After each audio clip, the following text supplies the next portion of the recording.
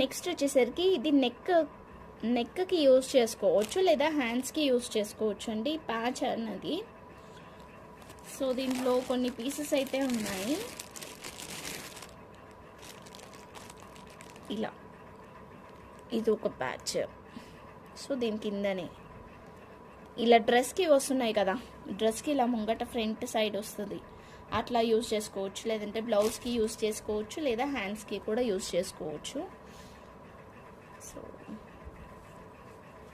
ఇలా ఫస్ట్ అయితే ప్యాచ్ అనేది స్టిచ్ చేసుకున్న తర్వాత హ్యాండ్స్ కట్ చేసుకుంటే చాలా సెట్ అవుతుంది, బాగుంటుంది అనమాట. కరెక్ట్గా సెట్ అవుతుంది.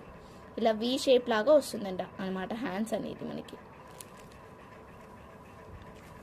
Only 10 rupees each one. Cost వచ్చేసరికి 10 రూపీస్ పడుతుంది. షిప్పింగ్ ఛార్జెస్ అయితే ఎక్స్ట్రా ఉంటుంది.